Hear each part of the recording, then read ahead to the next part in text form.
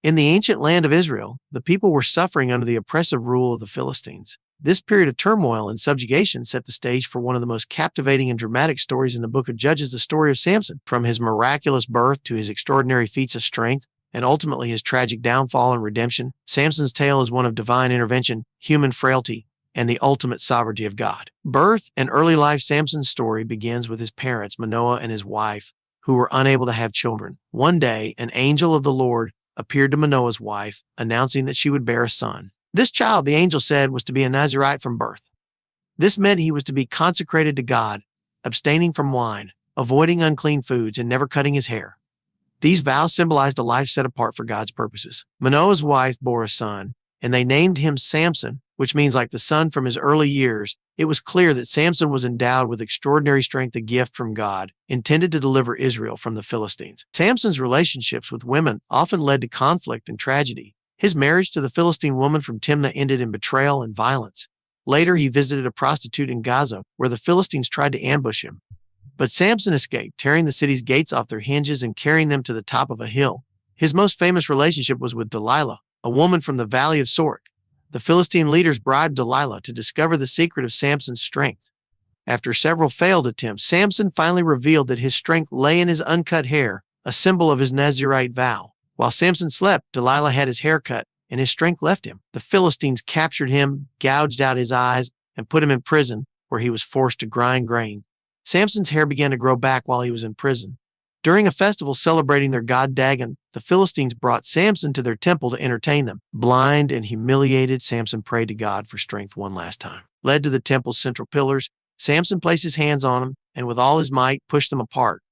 The temple collapsed, killing Samson and thousands of Philistines, including their leaders. In his death, Samson achieved his greatest victory, striking a significant blow against the Philistines. The real reason why Samson lost his strength, a biblical analysis, the popular interpretation of Samson's story, often simplifies the reason for his loss of strength to the cutting of his hair. However, a deeper biblical analysis reveals several layers to the true reason behind his downfall.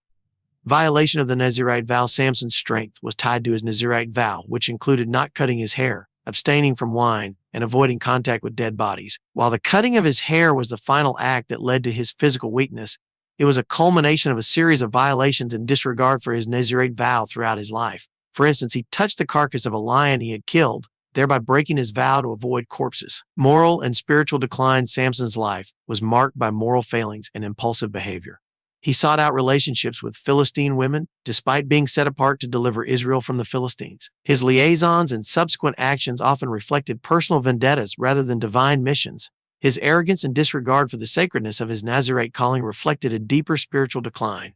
Dependency on physical strength. Samson relied heavily on his physical strength rather than his relationship with God. His feats, while impressive, were often driven by personal anger and vengeance rather than righteous indignation. By revealing the secret of his strength to Delilah, Samson exhibited a profound lack of discernment and a cavalier attitude towards the divine source of his power. Divine judgment and sovereignty. Ultimately, Samson's loss of strength and subsequent capture were acts of divine judgment. God allowed these events to occur to humble Samson and demonstrate that true strength and deliverance come from God, not human might. Samson's final act of strength, granted after a plea for divine assistance, underscored this point, as his greatest victory came through his dependence on God in his weakest moment. Samson's story is a powerful narrative about the consequences of failing to honor one's divine calling and the perils of relying on one's strength instead of God's. His physical loss of strength due to his hair being cut was symbolic of a deeper spiritual disconnection and moral failure.